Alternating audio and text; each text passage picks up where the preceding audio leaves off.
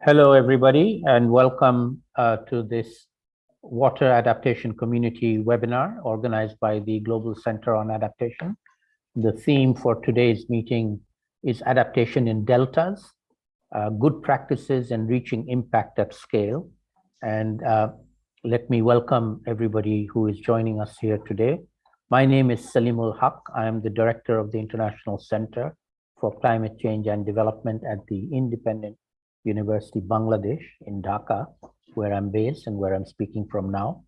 At the same time, I'm also a senior advisor to the Global Center on Adaptation on locally led adaptation in particular. And I'm very pleased to be invited to moderate this discussion today. And I look forward to having a good interactive discussion with all the participants who are here today. Let me explain how we will be running the session today. We have four very distinguished presenters from Mr. Peter Glass from the Netherlands, Dr. Veronica Zagare from Argentina, Mr. Gyashuddin Chaudhary from Bangladesh, and Mr. Jobe Manga from Botswana, who will be sharing presentations on the work that they're doing in their own delta regions, in their own countries. After these presentations of roughly 10 minutes each, we will then have a Q&A session with some additional panelists. The speakers will stay with us, those who are live, and we will have additional panelists who I will introduce at that point. And we will entertain questions and comments from all the participants. We hope to make this very interactive. So please, feel free to put questions in the Q&A box or comments in the chat box. We will be harvesting them, looking at them, and then I will put your questions to the panelists and ask them to respond. If you would like to also speak, then you can raise your hand and I'll see if we can accommodate interventions, spoken interventions. So just to round up, the reason for this webinar is trying to generate a community of practice, a COP, small COP, not Conference of Parties of the UN Framework Convention, but community of practice of practitioners working on water issues in deltas in particular around the world, and see if there are common lessons that we can generate and share with each other, even though we know that each delta is unique and specific. Nevertheless, there are very interesting common features in all of them, and people are doing things which may be of interest to others across the world. And so we are using this opportunity to learn and share across different deltas around the world in different continents. So it's my great pleasure to invite our first speaker, is Mr. Peter Glass, who is the Delta Program Commissioner of the Netherlands, and who'll be talking about driving adaptation using national-wise Delta program experience from the Dutch Delta program. Peter, the floor is yours. Thank you very much, Salim. I'm just wondering if my screen is up. Yes, it's up. Go ahead. We can see it. Now I have, it seems it's blocking. This is, I cannot move. Sorry, the sheets. Mr. Peter, if you click on the slide, maybe then you can move it. Ah, yes. There we are. Thank you. Yeah. Very practical. It's always a little bit an awkward moment. Will it work? Anyhow, I'm glad to be with you from the Netherlands, so really close by the Global Center in Rotterdam. I've been there several times, and it's a great initiative to establish this community of practice. I've been asked as Delta Commissioner, and I will explain about what that is, to focus on the governance aspects of how we have organized. There's a lot to be told. I can go on forever about the projects and the technique, etc., but the governance is the focal point of my contribution right now. But just to get started, for those who are not familiar with the Netherlands, it is a relatively small country, 250 kilometers north to south, but at the confluence of two major European rivers, the rivers Rhine, connecting to Germany and Switzerland, and the river in the south, the river Maas, or Meuse in English, connecting to Belgium and France. So the larger part of the northwestern part of the continent of Europe ends up in our delta, along with smaller rivers and streams, obviously. Everything light blue here is flood prone. And 25% of our country is actually below sea level. And so 35% can also be flooded from the rivers if we did not have our flood defenses. Some 3,500 kilometers of primary flood defenses. So this makes the Netherlands in a certain way rather artificial, because we have to pump 24/7. And as you see to the right, some impressions of the river training and the civil engineering works for which our country is renowned, but I will not talk about them too much in this presentation. So those dikes, 10 million people live behind the dikes. 7 more people live in higher elevated areas, including myself, where I am today, so I should be fine. But we've had rain, torrential rain, in Germany and Belgium and the Netherlands, killing more than 200 people just last July. So even the higher parts are not safe in that respect, and more than 40 billion euros in damages were incurred. So the Netherlands has a long history, and if you look at old maps, you see a lot of water. That to the left, water that maybe 2 centuries before that was land, so taken by the sea, then reclaimed in the 17th, 18th century, and now we are to the right in Google Maps, obviously. But this enterprise to reclaim land, to make it safe again, has been a let's say, a collective enterprise, and that's at the core, I would say, almost cultural core of collectivity and solidarity in the way that we deal with water. It is 100% public responsibility. Now, this is a cross section through in the middle. Maybe it's a little vague, but there's an airplane there. That's Schiphol Airport, Amsterdam, and to the in yellow is our coastal defense. It's a natural dune area. So this is the cross section, and you see that part of that western part of the country is actually below sea level. If I plot all the challenges in one go, there's a lot there. So we see sea level rise, that's ongoing. I'm waiting for the next IPCC report next week. We see storms, we see as a consequence erosion, but also very particular in the Netherlands, salt intrusion, seawater percolating into the low-lying countries, and this area is actually subsiding. There are places in the world where this is going much faster, but it has been going on for 1,000 years in the Netherlands. So 6 meters below sea level, some of these areas. And then to the right, you see changing river discharges. There's less in dry summers, and we see more dry summers. There's more during incidents. Well, currently we're experiencing high waters on the rivers simply because of the rain in the catchment of those rivers. Then a more central top, you see dry summers. That frequency is increasing, but during dry summers, intense rainfall, torrential rain, and then in red, this all while there is spatial developments of all kinds. 1 million houses have to be built this decade, is the challenge.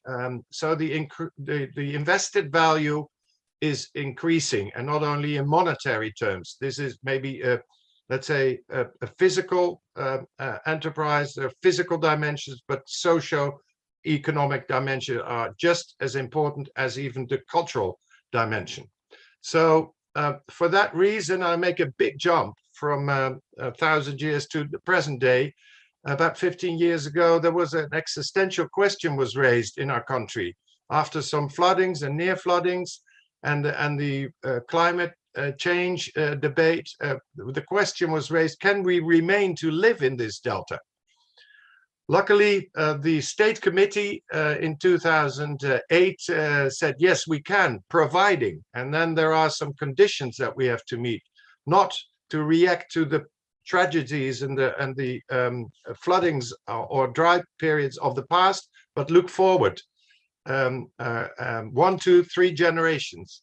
So that's very essential, and be adaptive. And for that, an independent commissioner was appointed, and I'm the second in that capacity by law.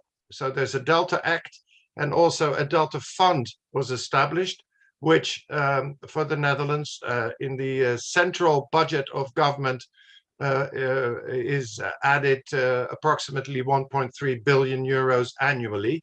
And then the fund has a span in a time horizon of 14 years. So you can do the calculus. There's billions of euros reserved for investing in water safety, in water availability, and in spatial adaptation, and also maintenance. So those are the 3 topics of the annual Delta program. I'm obliged by law to present a program with 3 plans on these topics every year to Parliament. And they include also, since 2014, specific decisions, for instance, on the position of our coastline and strategies. We do that preferably with sand. So nature-based solutions are preferred over hard concrete. Anyhow, every 6 years, this is calibrated. And that is also important. You take stock of the newest insights, scientific insights, measurements, monitoring, etc. So in summary, the topics is safety against flooding. Do we have sufficient fresh water, even in a country like the Netherlands? That's a question. And are we resilient against extreme weather events, also in our urban areas, for now and into the future? And the science base is very, very important for that. So it is also a national program. This is not just a central government telling us what to do.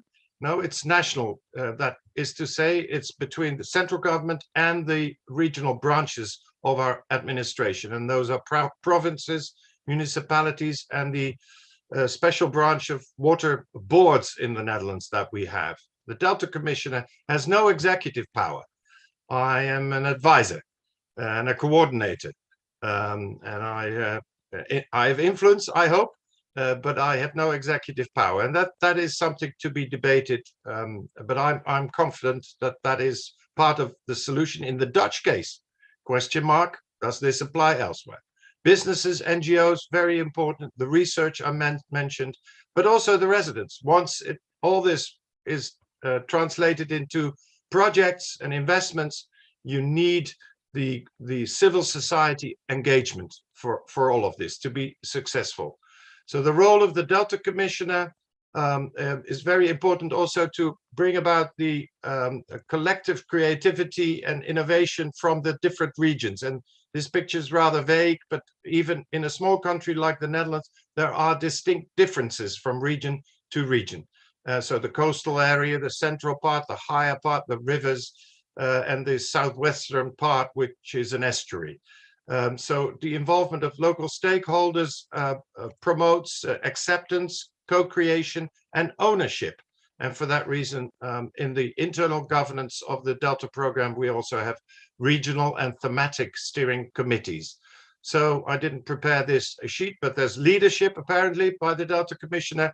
So I'm obliged also to report on the progress annually to Parliament, promote uniformity in models, scenarios, data, assumptions, etc., coherence and coordination, also with other national policy frameworks. And then it is important to underline, I have no executive power. The budget isn't even mine. I have a small staff of only 15 people, but there are many, many hundreds and thousands of people involved. And that was what we call the Delta community of the Netherlands. And we meet annually, a big conference, 2,000 delegates join somewhere in a big conference center. But in the end, the Minister of Infrastructure and Water Management is politically responsible. So let me continue. I'm approaching the end. Also very important, water management is not, let's say, a silo in itself. Maybe until some years ago, it was perceived that way. It was actually perhaps even executed that way. But we need to reach out, have this broad perspective with other transitions and the convergence between water management and these other transitions in energy, in housing, agriculture, nature, the economy. And in many instances, water is the basis for a successful agriculture, for instance. In other cases, some developments like energy transition can also be helpful to reach certain water management goals. So it's an interaction, and you have to be aware of that and connect. So hopefully with that very short, this is about the shortest introduction about the Delta program I can deliver. With the focus on the governance aspects, I thank you for your attention. I'm really looking forward to the other presentations and the Q&A and discussion. Thank you. And I will stop my share. Thank you very much, Peter, for that. There we are. Thank you very much, Peter, for that excellent presentation. I know you had to rush through a lot of things that you could have said. Hopefully, we may be able to come back to you in the Q&A. I am particularly interested in hearing from you later on how do you manage conflicts of interest, which are inevitable in any scenario where different people are trying to come to an agreed solution. But keep that in mind. I'll come back to you when we come to the Q&A session. Let me now move on to our second speaker, who is the Dr. Veronica Zagare, who's the Argentinian wing coordinator of Delta Alliance. She's going to be speaking about climate adaptation needs and key adaptation strategies for the Paraná Delta in Argentina. It's really very early in the morning in Argentina, so we did not want to wake her up for a live presentation. She's done a pre-recorded one for us, so we can show that now.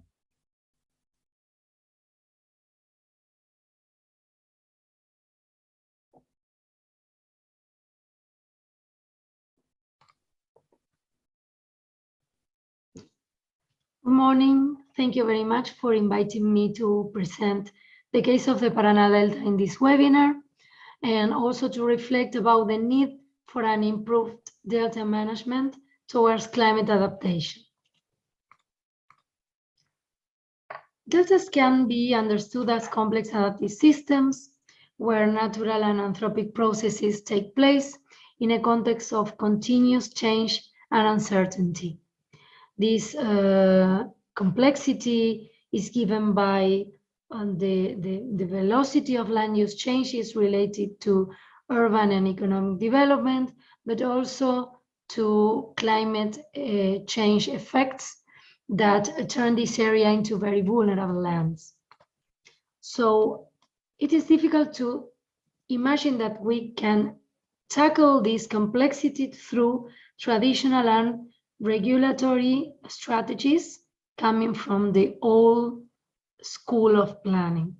On the contrary, if we want to achieve challenges related to sustainable development, to an increase in delta's resilience capacity, we need to introduce into the planning framework new planning strategies,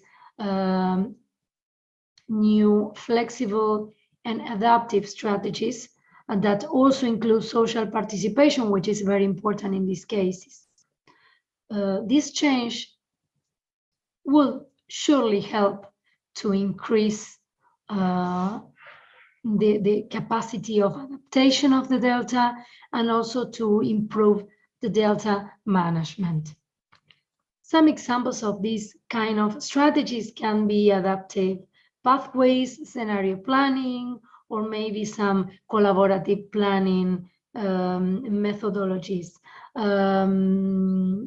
But now I'm going to describe the case of Paraná Delta, and then we are going back to this discussion about the need of flexible, innovative, and adaptive view of delta planning. This is a picture of one of the national parks located in Paraná Delta, Argentina.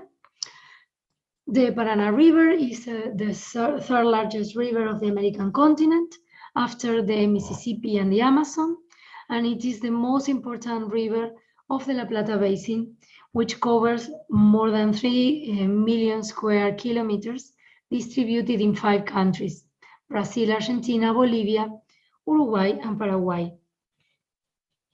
The delta of the Paraná River is extends along 320 kilometers and covers more than 17,000 square kilometers. There you have on the slide some data on the delta if you want to compare it with another delta that you are analyzing today. It is a very particular river since it doesn't flow directly into the sea, but through another river, which is the Rio de la Plata, and it is also an estuary. And both the delta and the estuary are considered one dynamic geological entity. The delta of the Paraná River is a highly heterogeneous wetland system that presents different landscape patterns along its area, and the hydrology is determined by different factors. The first factor is the stream flow of the Paraná, Gualeguay, and Uruguay rivers. The second is the tidal and storm surges coming from the estuary of the Rio de la Plata. And third, and finally, local rainfall, which is also influenced by La Niña and El Niño weather systems. One of the main characteristics of this delta is the alternation between pulses of floods and droughts. These pulses are influenced by different pressures such as climate change itself, as well as land use changes related to the growth of the nearby cities, the rise of industrial agriculture, or even unsustainable practices. All these activities influence this delta and are influenced also by changes in the natural substratum. The main activities that are being developed in the delta are forestry, livestock, apiculture, recreation, among other activities. There is a network of cities along the coast of the delta of different sizes and characteristics. Among them, the most important conurbation is the metropolitan area of Buenos Aires, which has more than 15 million inhabitants. It is very interesting to see the contrast of the delta and the city.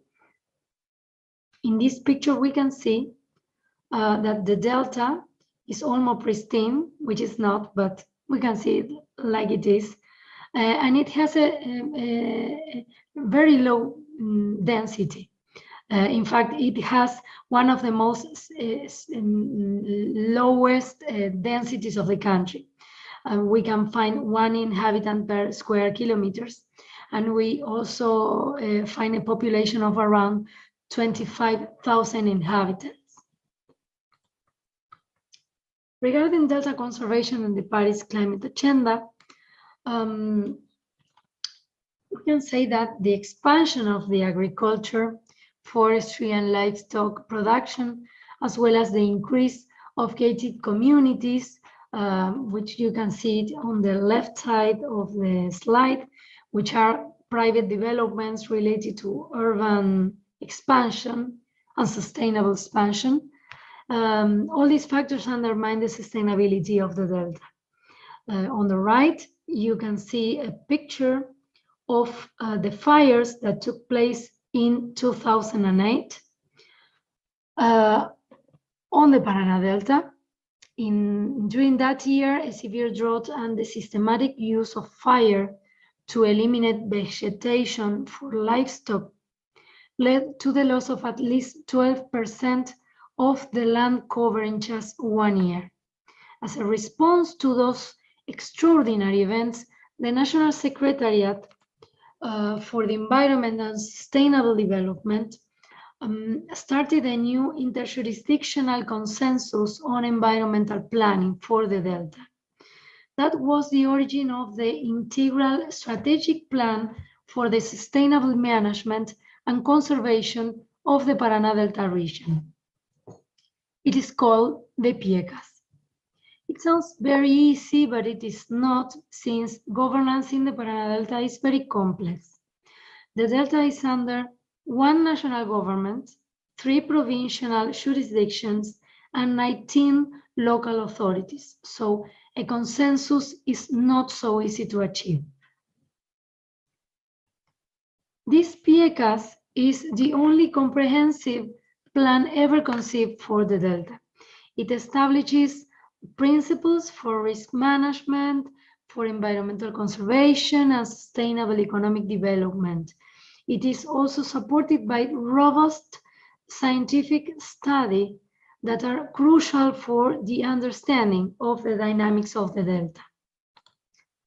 But in spite this plan, it's a very good plan and it should be implemented. It was not fully implemented because of the successive changes in the national and provincial administration. In 2020, the plan was promoted again after several years of having developed, and there was an intention to reconfigure it in the context of the Sustainable Development Goals, Agenda 2030, and of the Argentinian's climate policy, including topics such as climate adaptation in the plan. In the same year, given an event of severe drought combined with a widespread and massive number of fire outbreaks, the Delta was declared an emergency state and fire activities were prohibited for 3 months. So given that scenario, and in the middle of this intention to reconfigure the plan, as part of the first phase of the PIECAS, the government created and launched the Conservation Lighthouses Network Program.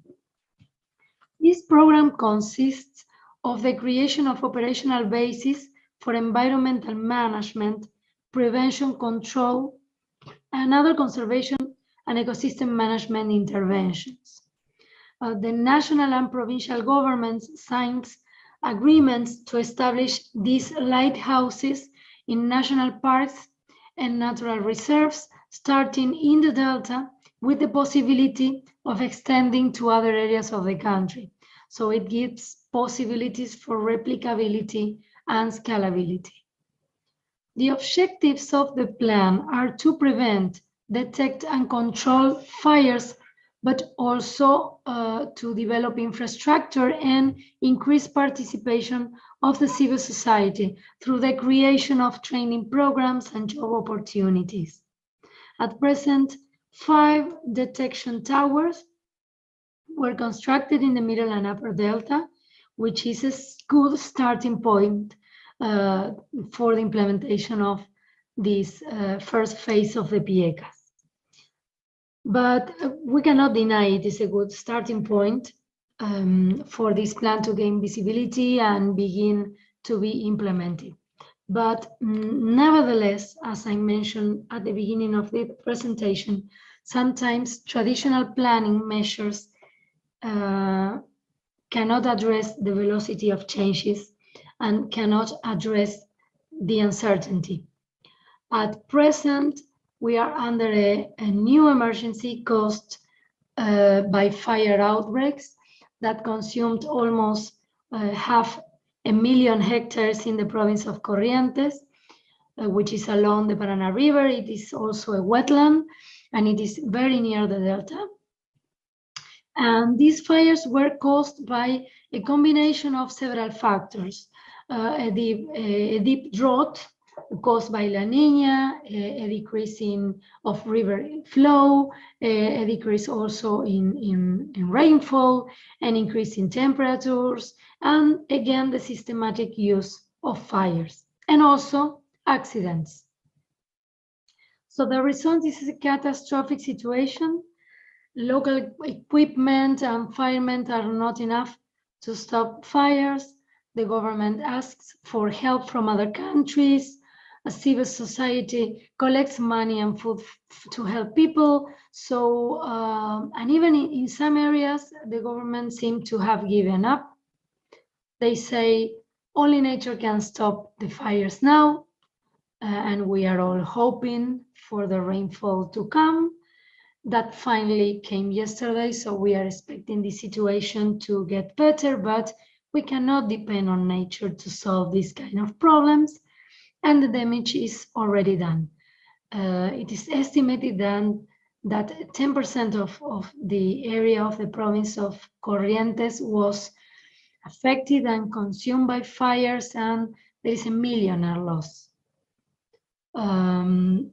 So that evidences the need for integral and adaptive plans and actions that include social participation and the introduction of flexible methodologies such as scenario planning, adaptive pathways, development of good practices, guidelines or manuals for the people, among other actions. But it is important to be prepared to have different possibilities of action, given the uncertainty of the future facts. So the value of the wetlands is well understood. They are important carbon sinks and help to address the impacts of climate change.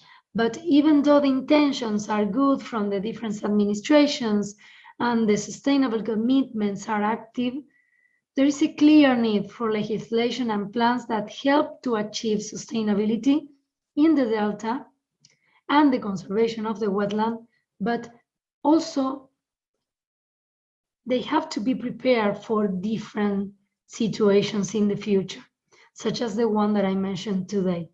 So, well, this is a reflection about the need for different a new type of planning framework for the deltas. Thank you very much for your attention, and please, if you have any question or reflection, feel free to contact me. This is my email, so you can write me anytime. Thank you very much.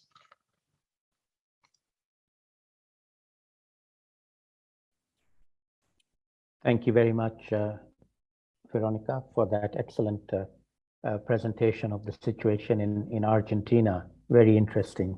It's a pity you're not with us live, but we will pass on any questions that may come your way from the audience. Now my great pleasure to invite our third speaker, who is a good friend, Mr. Ghiyasuddin Chaudhry, who is the Deputy Team Leader to support the implementation of the Bangladesh Delta Plan.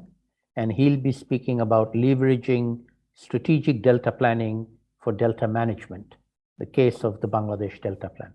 Mr. Ghiyasuddin, please, over to you.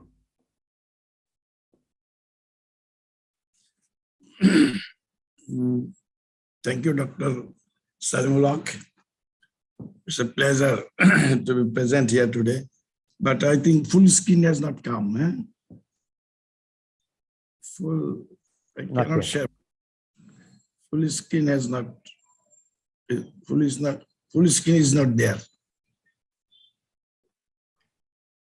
Long, can you help? Yeah, full screen is not there. I have your slide, Mr. Ghiyasuddin. Maybe it is handy that I can share it if that is okay with you. Can I not handle it? But it is not coming here, full slide. Okay, you share it and then you give control to me. Yes, okay. Just a moment, please.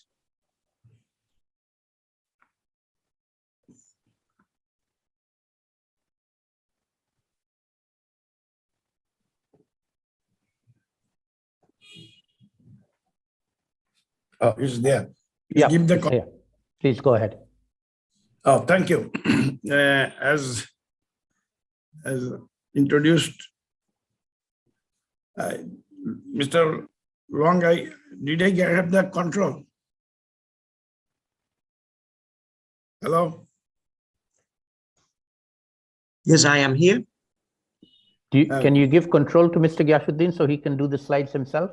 Or do you Or want I can now share maybe, and now his full screen is there now. I can share. Yeah, I think it's best if you can tell me when to move next. Move to next slide. Okay, thank you. So my subject is the liberalizing strategic delta for delta management, the case of Bangladesh Delta. So in the screen, you see two reports that have been published in 2018. The report has been prepared in 2018. It was approved. Now, this report covers this delta plan, cover whole of Bangladesh. Please go to the next slide.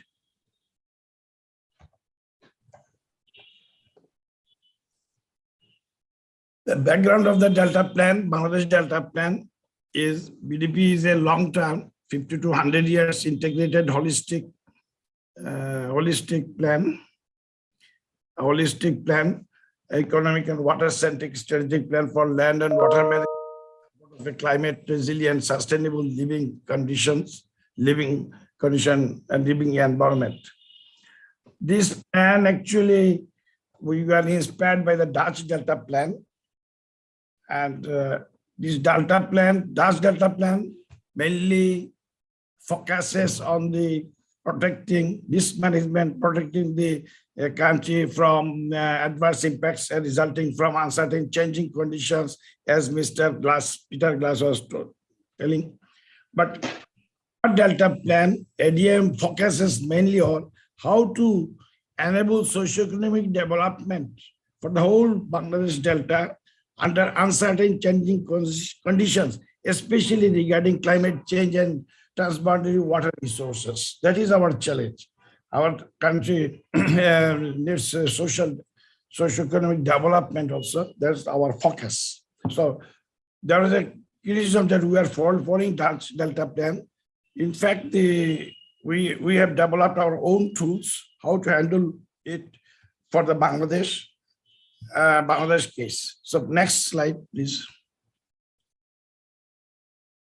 And the Bangladesh development challenges facing Bangladesh is to achieve Delta Plan, Delta development, both the country has to balance its available resources and plan against growing uncertainties.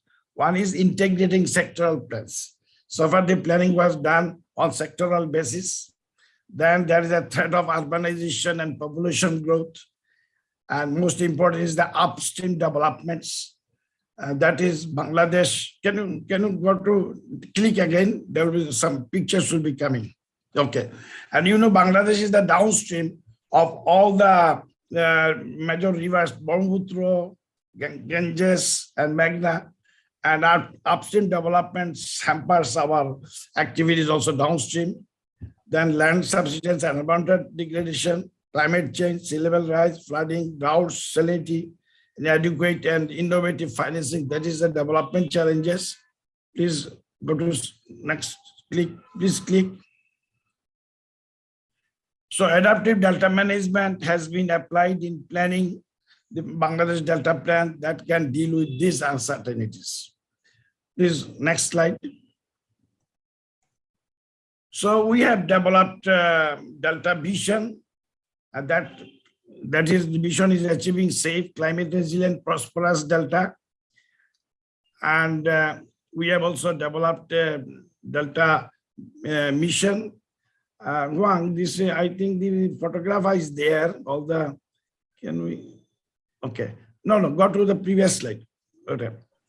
And the mission, BDP mission is ensuring long-term water and flood security, economic growth, environmental sustainability, while effectively reducing vulnerability to natural disasters and building resilience to climate change and other Delta challenges issues through robust, adaptive, and integrated strategies and equitable water governance. That is our mission.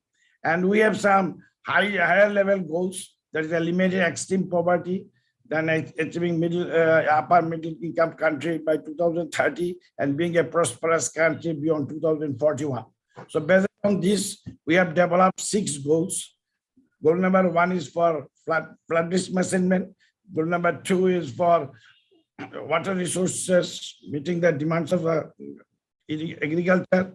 Goal 3 is river management. Goal 4 is environmental conservation. Goal 5 is the institutional. So please go to the next one. So we have developed our strategies, Bangladesh Delta Plan strategies at the 3 levels. One is national strategies, that is flood risk management and freshwater. And we also have developed thematic strategies for land management and spatial planning, management, agriculture and food security, transboundary water management, inland water transport, blue economy, renewable energy, earthquake. So it is these the thematic strategies we have addressed, and we have divided the Bangladesh for in 6 hotspots areas, and for those 6 hotspots areas we have developed strategies.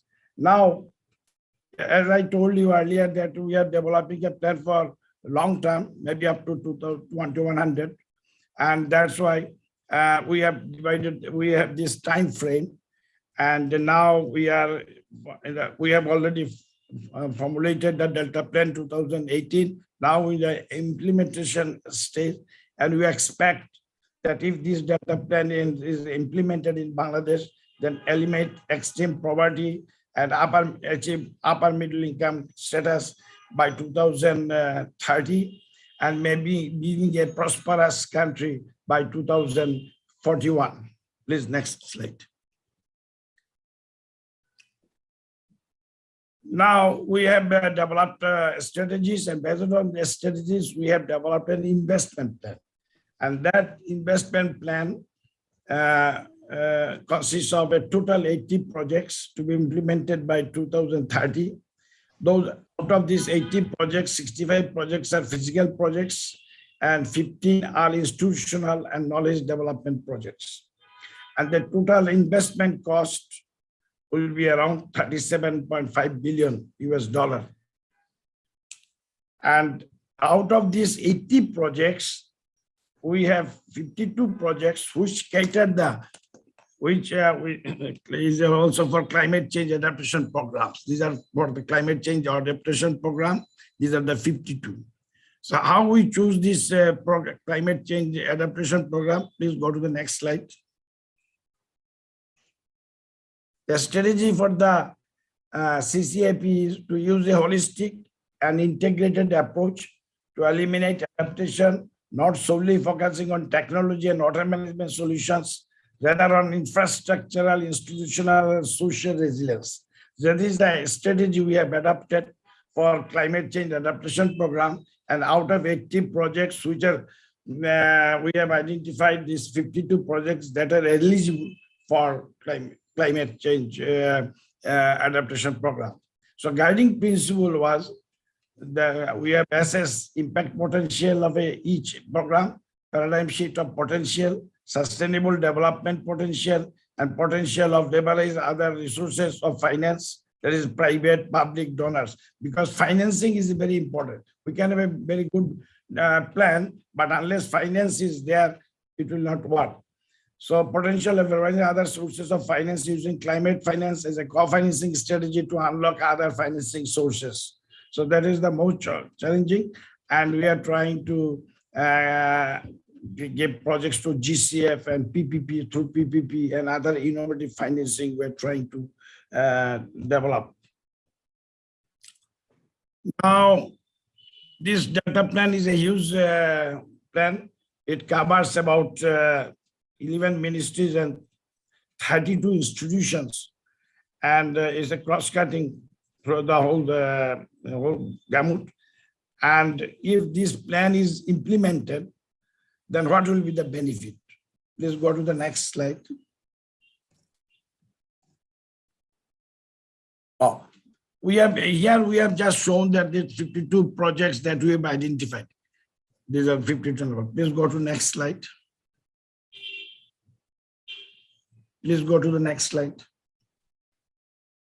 Now, if this plan is implemented,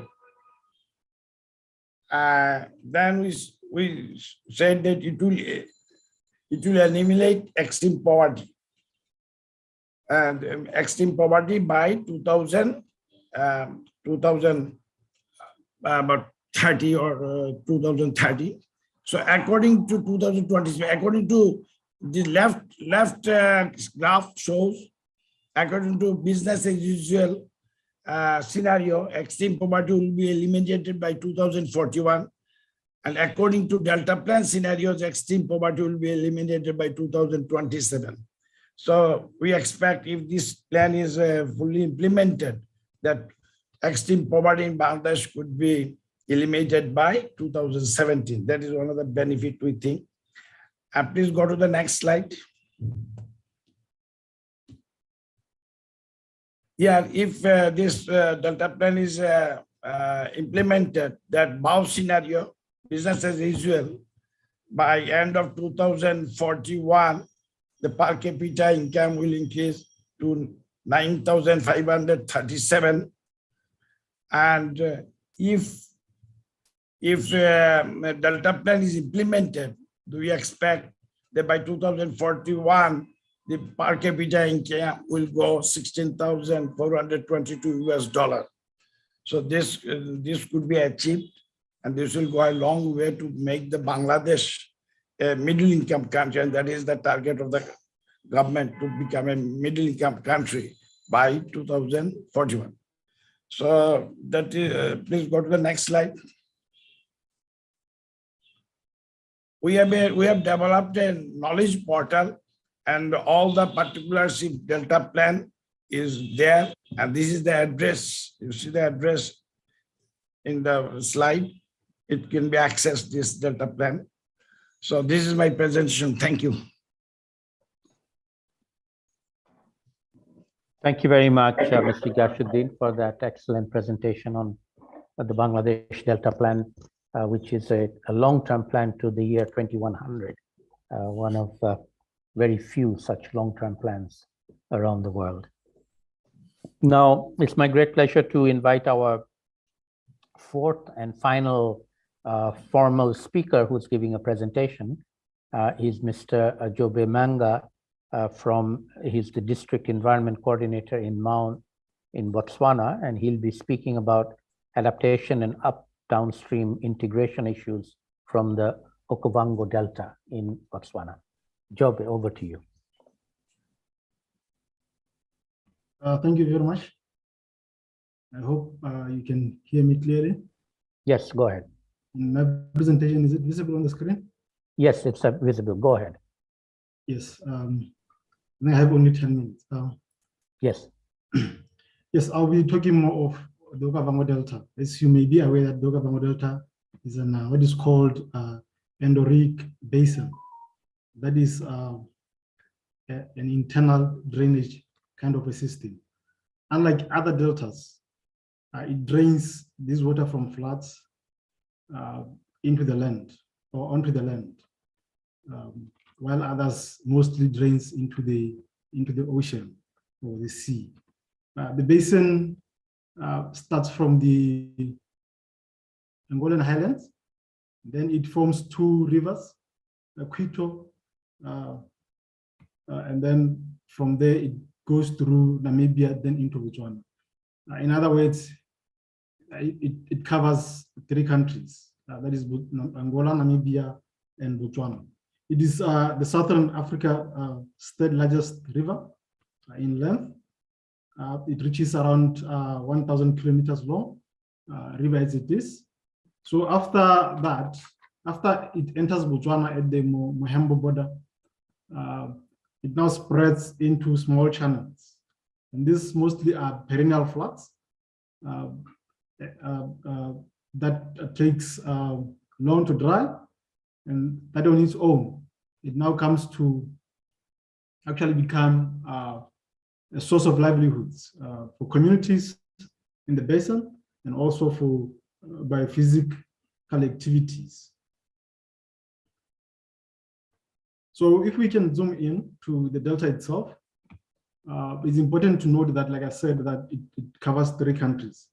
It is important to note that it has been the administration of the delta itself, it has It's administered from an international level, regional level, and the local level. So the delta itself was designated in 1996 as a Ramsar site. If you can follow the red line, you can see where the boundary of the Ramsar site goes in. And then recently in 2014, it became the 1,000th World Heritage Property. That on its own, the Ramsar site, in total, it's about more than 5.5 million hectares, while the World Heritage Property only takes, including the buffer zone, takes 2.2 million hectares. So the management is actually more of co-management for the delta. So the delta itself, it's very important to different aspects. For example, it's actually a home to 1.3 plant species, 71 fish species, 33 amphibians, 64 reptiles, and so on. And then it also a habitat also to big mammals, which actually equate to 122 of mammals that are found in that area. So at the same time, it's a source of livelihoods for the people residing around that area or in the vicinity of the delta. And its significance in sequestration of carbon, it's also known. And there was also an evaluation that was done in 2016 that shows that it has a significant value. And within the delta itself, you'll find 5-star hotels in the bush, actually. So it contributes immensely into the economy of Botswana, or the GDP of the country. So with regard to the management on how we manage the delta, I'll get to that later. I thought maybe I should first look at threats that challenges all this importance that I was showing, highlighting two of them: uncoordinated activities in the delta, and then upstream activities that can affect the delta. That is when we are not talking about the climate change itself. But there are other threats that I have not put here. I only selected a few. I don't know whether it's visible, but I highlighted these two that I want to talk to before I close my slide. So because of these threats, there are a number of responses that we put in place at an international level, regional level, and national level to try to abate the effects that may come because of these threats. At the top of the list, we all know that that the climate change itself, it's something that has shown, or that has proved to be visible in this area. For example, we are continuing to see recurrence of droughts. I can't say much of floods, even though sometimes we get floods, but with regard to droughts, we get severe droughts in the region. So using these responses, we, as the country, we make sure that we promote cooperation. That's why we are part of the Ramsar Convention, or Convention on Wetlands, CBD, UNFCCC, and then World Heritage Committee, just to mention a few. And then regionally, we are part of OCACOM, of which I'll go into detail and trying to, when I elaborate on how we manage the upstream, downstream issues that we find. And then we are also part of the Kavango Zambezi Transfrontier Conservation Park. So nationally, we have plans that are used to manage the delta itself. And then there are also programs and projects that are being used to try to incorporate the views of the communities, views of the people that live there, and all other stakeholders, including researchers. If I may come into the upstream, downstream challenges that we face, our leaders become visionary as early as 1994, when they realized that indeed the delta depends on the water that is coming from the highlands of Angola. And then it's important that the activities that happen there and the activities that happen in Namibia are also taken into consideration. So the three parent countries or states, Botswana, Namibia, and Angola, came to an agreement around that time in 1994, with the main objective being to jointly manage water resources in the Kubango or Kavango River, so that whatever happens upstreams or downstream will not threaten the life of the delta. And it has different functions. The OCACOM itself has different functions, which include long-term safe yield of water available from the basin. Like I said, once there is no water that comes into the delta, so the delta is there. Reasonable demand scenarios from all consumers in the basin, as you may be aware, or as you are aware that people are used for, water are used for different purposes. Some used for agriculture, some for tourism, and all the like. So it's better that the countries are informed and agree on the activities that will be used within the basin to try to abate or try to avoid any activity that will threaten the life of the delta. So there are a number of them that I've listed here, being the functions of this particular agreement. So the agreement has different thematic working areas, being first one being livelihoods and socio-economic development. That is to say that these three countries recognize the importance of improving the livelihoods of the people who live within this delta, and also for them to be able to manage this delta or contribute towards the conservation of the basin. We need to fight or eradicate poverty, so that they are informed and be able to be part of this conservation. And then water resource management, including the water allocation and other things, land management, on how this land is being allocated, what activities can be implemented there, and all the like. And then lastly is environment and biodiversity. So how it's run, it has different forums. The first one is stand of ministers. Obviously, it's politically or strategic decision making at that level.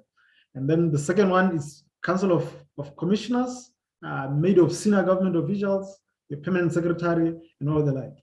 And then there is the secretariat that is responsible for coordination and running of day-to-day. Could you try and wrap up soon if you can? Yes, I can do that. Yes, the achievements that we have is that since this agreement came into being, the three countries are assured that the delta will continue to live. People will continue to enjoy the resources that are coming from there.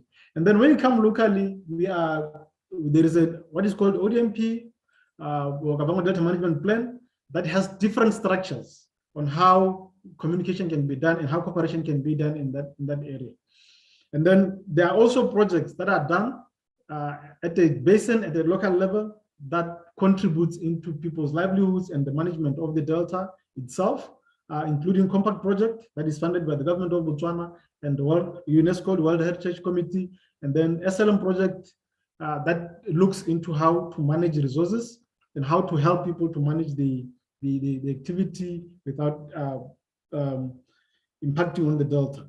And then lastly is the CBNRM program that is geared by Botswana, whereby communities are encouraged to form community-based organizations to utilize these resources, including having lodges in the delta, and hunting is also included in that to help communities own up to these resources. Basically, I can say that in conclusion, I can say that we need each other to manage this as stakeholders. It has proved to be effective to manage the basin holistically, not as individual countries. And then integrated plans are essential. Then the improvement of livelihoods is also key. Thank you very much. Thank you very much, Jobe, for that excellent presentation. And apologies for cutting you short. It was very, very interesting, particularly the fact that you have an inland delta, not a coastal delta, which I wasn't aware of. So that brings us to the conclusion of our formal presentations, and we will now move into a panel discussion and also hopefully have time for Q&A as well. So please put your questions in the chat box or the question area, and we'll try and address them. But I'm going to introduce and then give each of our panelists a couple of minutes to introduce themselves and tell us about what they're doing. The first panelist is going to be Dr. Åse Johansson from the Global Center on Adaptation. The second and third will be Dr. Sumana Banerjee and Dr. Carl Ladd, who will be representing the Living Delta Research Hub. And then the fourth panelist is from the Resilient Asian Delta, Ms. Nguyen Thanh Phuong. So I'll give each of you a couple of minutes to share some thoughts, and then hopefully we will have some time left to take some questions from the audience as well. So let me start by Dr. Åse Johansson. Thank you, Salim. And thank you everyone for fantastic presentations, really interesting. And as you know, this is a water adaptation community webinar, and I'm a facilitator. So that's a pleasure and a privilege for me. Many of the cases that you have heard here you can read further in this Lighthouse case study report from GCA.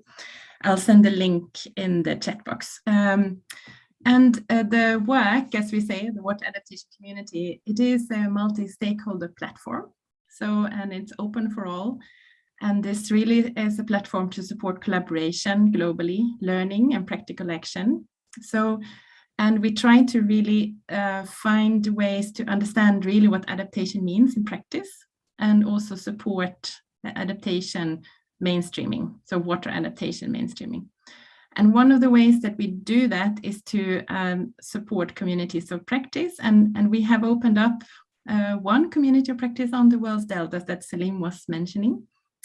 And this is not meant to be a new structure or its own structure, but really meant to be a platform for highlighting existing projects, existing initiatives, and existing networks, and try to broker solutions across them to accelerate adaptation. So this is how we think that GCA can contribute to further innovation.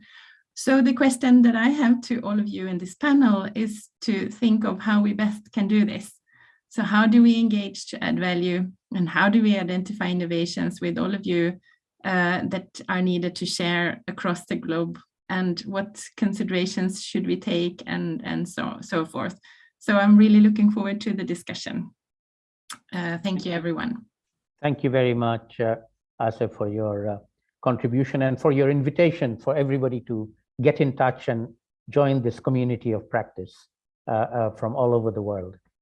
So let me now invite Sumana Banerjee to tell us a little bit about what she does and her reflections on what we might do going forward. Sumana. Thank you, Professor Haq. It was really, the whole session was really enlightening. We really got to learn a lot and also relate to the work which we do. So I am Sumana Banerjee. I'm based in India and working in the Indian part of the Ganges Brahmaputra Meghna Delta. So in the hub, in the Living Deltas Research Hub, we are focusing on the Bangladesh side of the delta as well. Then the two deltas from Vietnam, the Red River Delta and the Mekong Delta.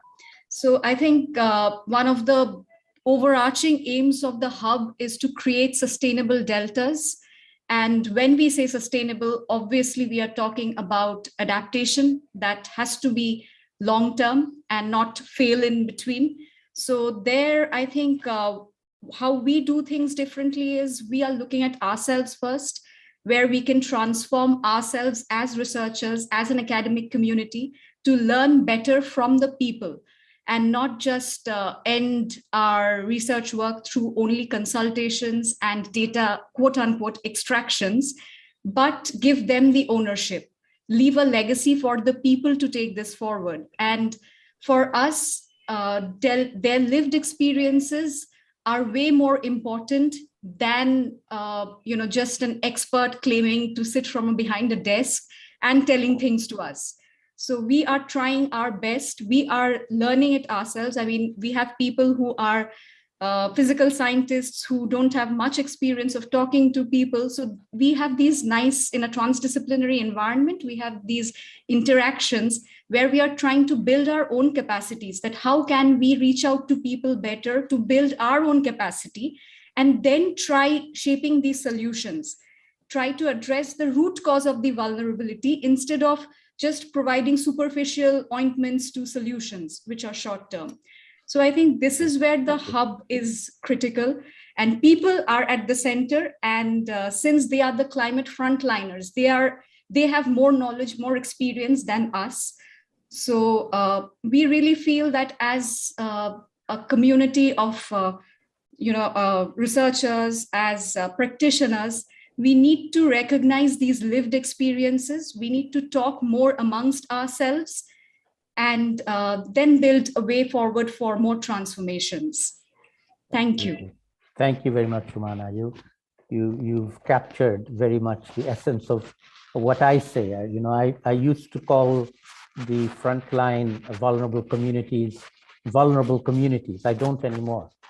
Now that climate change is happening, they're adapting, and they are frontline adapters. And we need to learn from them, because we are not adapting, they are adapting. And they know more about adaptation than we do. And so the shoe is on the other foot now. They know what needs to be done. We don't. We need to learn from them before we even take the presumption that we can tell them what to do. So let me now invite our next speaker, also from the same network, Kai Lad. Have I pronounced your name correctly? You have indeed, yes. Thank you, Samuel. So yeah, I mean, Sumana did a cracking job there, really, of explaining, broadly what we do as a hub. So really, I have very little extra to add. But just building on both of your previous comments, really, as well, that it's the communities at the front line who are adapting. And I think Living Delta sits in quite a powerful, important position there, because we're a bit of a bridge between going to these communities, understanding what the emerging issues are and how they are adapting to that, and then providing that bridge to the organizations, the governments that can provide the resources, the support that the communities need. So we act as a bit of a bridge there. So it's quite an exciting research project, in that we are generating that research, but we're also that broker between passing the knowledge from the communities to perhaps the large organizations that have the capacity to influence and introduce the sort of change that we need. And I'm one of these physical scientists that doesn't talk to people, that Sumana mentioned. And I think that's one of the great things, that this project is really bringing together totally different disciplines. The project will eventually end, but the hope is that, because it's such a large project based here in the UK, but also in the key deltas across Vietnam, India, and Bangladesh, that we're going to create a legacy of researchers that have had a much more holistic approach. And we know that this is a holistic problem, trying to develop adaptation problems within these deltas. So the hope is then we can continue to move forwards with the other groups that are involved in this webinar, to continue to find new ways to adapt to the new challenges that are emerging from climate change and expansion in these really delicate systems. Great, thank you very much for that contribution, Kai. Let me now invite our last panelist, Ms. Nguyen Van Phuong from the Resilient Asian Deltas. Yes, thank you everyone for giving me a chance to share a bit about the case of Mekong Delta. I'm come from the place of Vietnam, and I think the topic is adaptation for Indian Delta. We have only explored the case of best practice. So I would look to say that in the Delta, in the Mekong Delta, we should engage the private sector in the procedures of development, and back to the nature-based solution is the key one. We need to adapt and give the chance for the farmers, the small-scale farmers, as well as the private sector, to play very important role to go on track, to not only to increase the income for the farmer, but also to focus on the climate resilience, the data. Yes, if we have more time, I would like to share a bit about the rice stream model. With the private sector play important role to be a project owner to develop the project and bring the farmer together to do the best practice to adapt to the climate change and with the return and very best practice now in the Mekong Delta. Thank you. Thank you very much, and thank you to all the speakers and panelists for excellent contributions so far.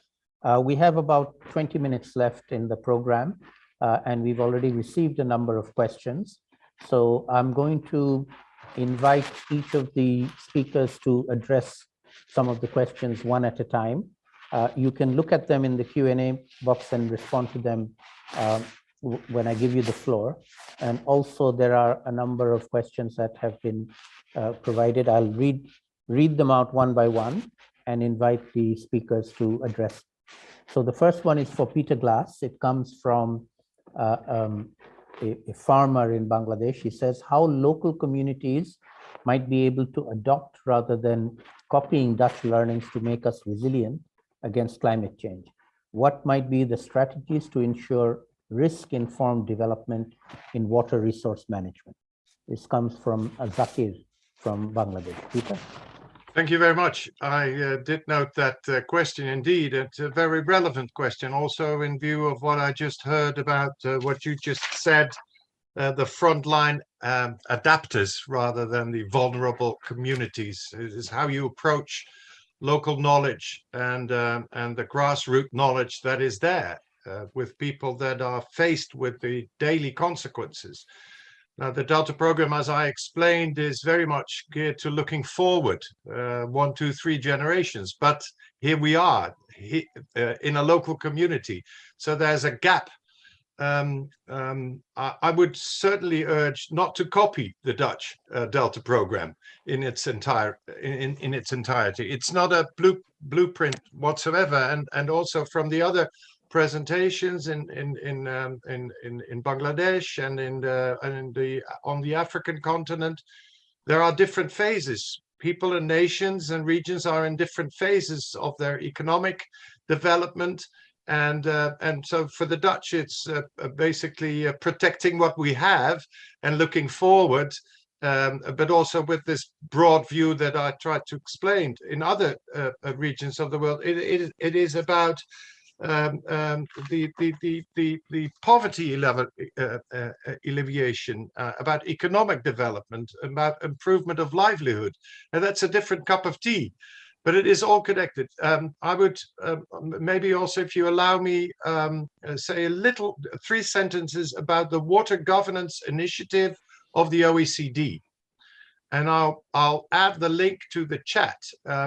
We've been working under the OECD auspices as an international group, and I have the privilege of being their international chair on water governance. And it used to be a lot about sanitation and drinking water, but more and more it's about adaptation. And there are gaps to consider, and information is indeed one of the gaps.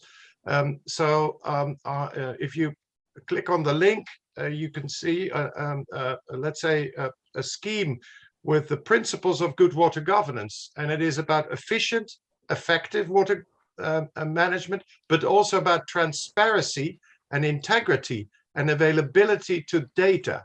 So I think governments, regional, central government, have an obligation to people, to community, to provide the information. Science is key, but also grassroots information. That is one of the major gaps for local communities to be able to be in a position to be involved, but also to have countervailing powers. And there is an instrument that we developed under the OECD for, let's say, a self-assessment. It's a tool that is online and is available, and I would really welcome, and if you want to know more about it, reach out and I can bring you into contact. So information is key at the ground root level. Thank you. Thank you. Thank you very much. Sorry Peter. for taking too much time. Not but at all. I'm Not at all. That was really very inspired by very your useful. contributions. Yes. Very, very useful indeed. Thank you very much, Peter. I'll now move on to Mr. Gyashuddin. There are actually two questions for you. I'll read one of them, but the other one is a bit too long, so I'll let you read it yourself. The first question is from Adam Olivia. It says the Bangladesh Delta Plan 2100 has very comprehensive and cross-sectoral objectives. This requires strong coordination and institutional capacities. What are the arrangements and strategies to ensure such capacities? Will there be a dedicated governing body like a Delta Committee? And then there's another question from Nadiruzzaman, which asks you to reflect on how do you deal with the governance issues involved in the Delta Plan. Mr. Gyashuddin, would you like to respond? Yeah, thank you. Thank you for the very good question. As you know, my time was only 10 minutes, so I concentrated in my presentation only the salient feature. Of course, the institutional part is very important in Delta Plan, and we are thinking of establishing a Delta wing, which actually steered the implementation of Delta Plan. And at the highest level, Delta Governance Council, headed by the Prime Minister, has already been established. So that is the most highest body of the coordination that will be achieved. And there all the ministries are represented. So coordination in that regard is ensured. But of course, you know, coordination is always a difficult task. And that task will have to be performed by the Delta wing that will be established in Planning Commission of Bangladesh. So hopefully, if this is done, then coordination will be somewhat, it will be achieved. And similarly, the question, Mr. Nadiruzzaman, it is, I think, mostly about these governance issues and whole the governing issues that is raised this question. So we have Delta Governance Council at the highest level in the country with the Prime Minister, as I told you. And in the grassroots route, we are trying to develop water management organizations in all projects and to involve the farmers in the water management of the water management in the project areas, and that will achieve because the farmers at the grassroots level, as Sumi or some lady that he told about, the people know the best how to manage that, and also Dr. Salmaki also always talk that the people is the center of all the activities. So that's why we are trying to develop the water management organizations. Then another institution we are trying to focus, that is a stakeholder platform at the regional level and at the national level.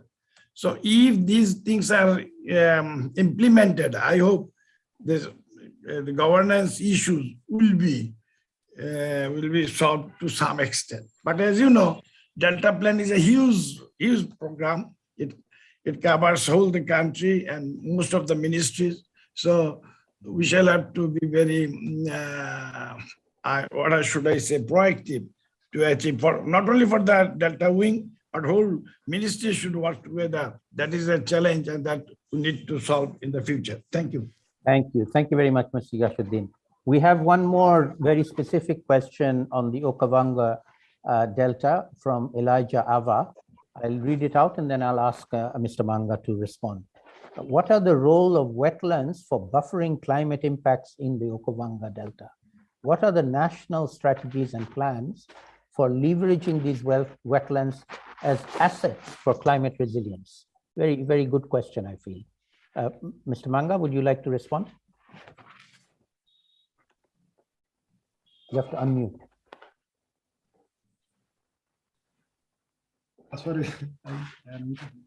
Thank you very much. I don't know if I got the question clearly. The first one, I didn't get it clearly.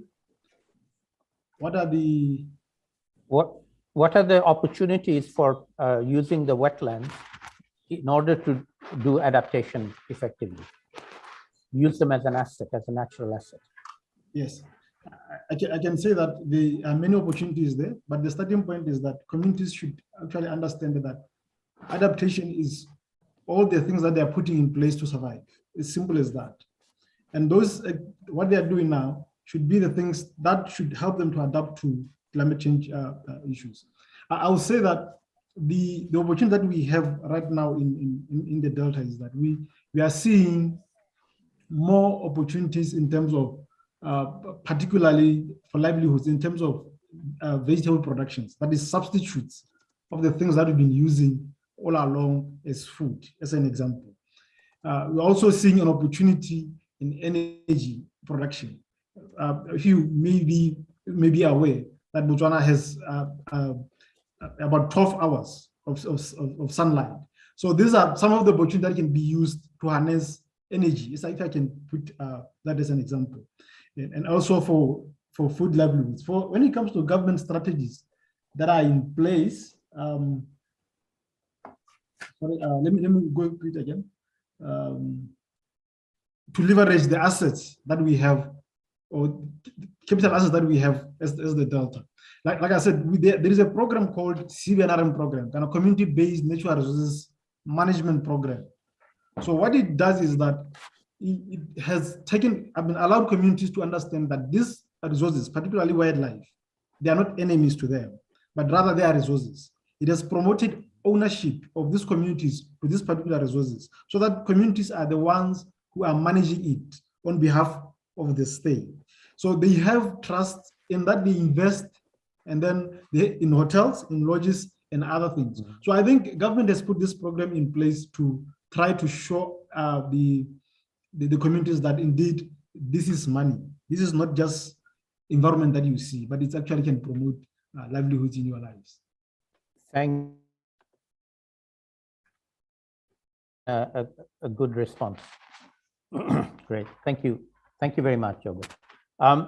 We've just a few minutes left before we have to close, but I want to give one final opportunity to each of our speakers for 1 minute each to invite you to make a 1 minute pitch on what do you think is one thing that we can do going forward to learn from each other. We're talking about a global community of practice. We've heard some very good examples from different parts of the world. How do you feel personally we can take this community of practice learning forward, and what can you contribute to that?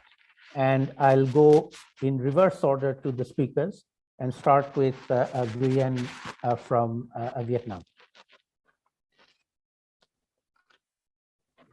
Yes, as I share a bit about the best practicals in the Mekong Delta, I say that the financial is the issue because the public finance cannot fill any gaps of the threats in the Delta.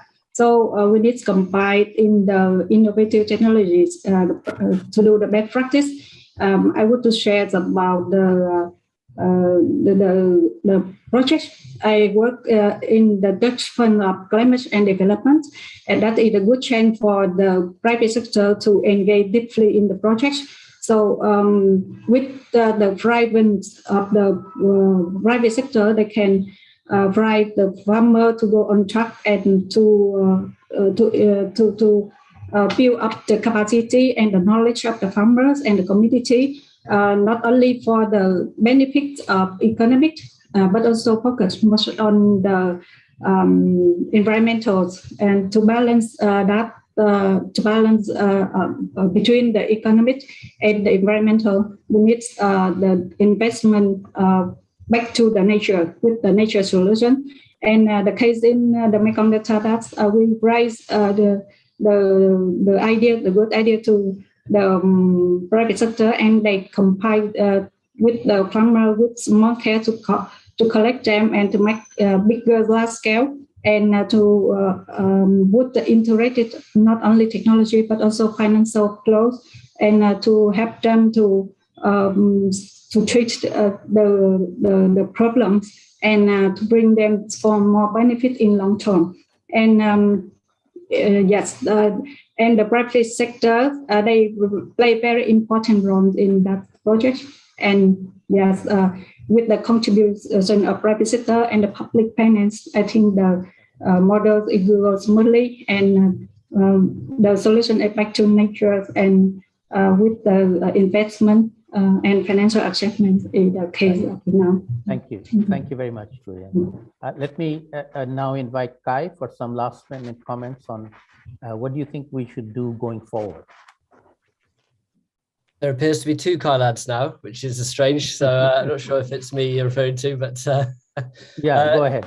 Brilliant. Well, we know that the issues facing the deltas are really the people who can affect change in them. It's a really multi-pronged approach coming from the researchers like ourselves, the frontliners in these deltas, but the private sector as well, and the policymakers. I think we've all had our own separate agendas for a very long time, really.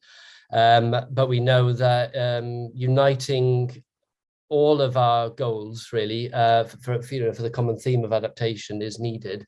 And I think anything that really facilitates that is key. And of course, there's lots of different fora for doing this. I mean, even a webinar like this, it's a chance for us to meet for the first time, to discuss for the first time, and it's a global meeting as well. And I think it's very clear from this webinar how every single delta has had its own subtle differences in the way they're approaching these challenges, and we can all learn from that collectively.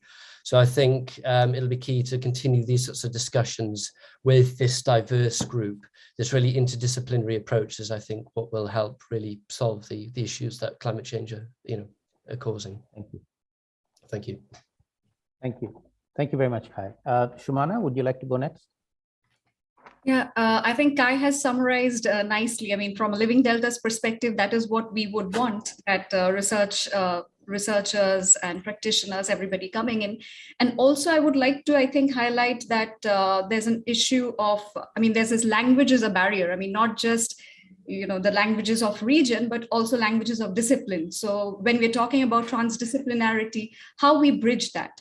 So I think there also we need to learn how we are bridging these language divides so that we are speaking in one language for a common collective goal towards sustainable delta futures. Excellent. Excellent point, Sumana. Thank you. Asha, would you like to come in at this point, or I'll give you the floor at the end? No, I just wanted to say excellent points. And I think that one thing I've always thought is that we have developed our technologies quite advanced, but the issue of learning and collaboration is still in the 14th century. So I think we need to really put much more emphasis on that and develop our knowledge actually on how to collaborate and how to learn, because it's not easy sometimes to change the way you do things and to change the way we think. It is a quite painful process sometimes, actually. So that's what I wanted to add. But thank you all for the contributions, and continue, please, to contact me and give input. Yeah. Indeed. I think we have to start by unlearning and then learning. Jobe, any last minute comments from your side? You have to unmute.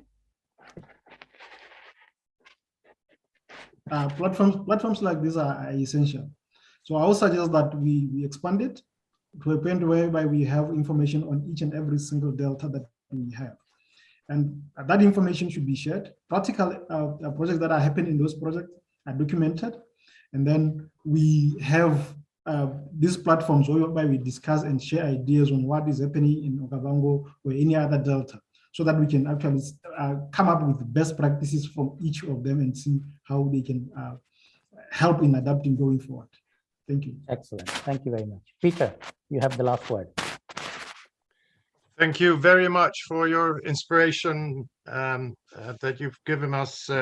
Unlearning for the Dutch, maybe no small task, but we should try, I think. Well, as I mentioned, transparency, the information sharing is key. And on top of that, I would argue that good governance is key. And I now found out how to put the links in the chat box, so I did. So I invite everybody. Well and from the Dutch point, we would be really open to sharing all the information that we have, either directly or through our participation in the Global Center and our participation in the Water Governance Initiative at the OECD in Paris. So I think water connects. Water is not a divider if we do it properly and with the sense of trying to improve our humanity and the conditions for people to live. And that should be our quest. And scientists and civil servants and administrators and politicians should all work towards that end. So thank you very much again, and hope to join you sometime in the future. Thank you. Thank you very much, Peter, and thank you to all. Thank you to all the speakers for some excellent points, and to participants and attendees for their questions and contributions. I'm already seeing reflections in the chat box. People seem to have found this a good discussion. So thank you to GCA for organizing it. Let me end by making an offer from my side. Runs a platform called Gobeshona, which is a Bangla word for research, which is a platform of institutions working on locally led adaptation and resilience globally, all over the world. And we do an annual conference, a virtual annual conference on locally led adaptation. We started it last year as a global event. Before that, it was a local event in Bangladesh in person. Then because of COVID, virtual, we went global. And so we had sessions from all over the world. We had a thematic sessions on deltas, and we had people from deltas from around the world speaking.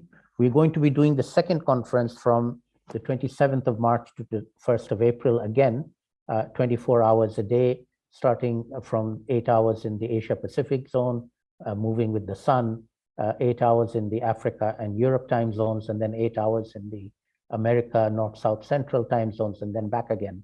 Last year, we did about 90 sessions. This year, we're likely to do more of maybe more than 100 sessions. You'd be most welcome to join and participate.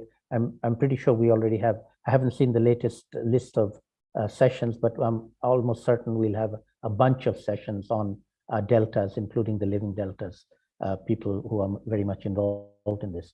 I'll be happy to send you more information on it later once we know what the sessions are going to be.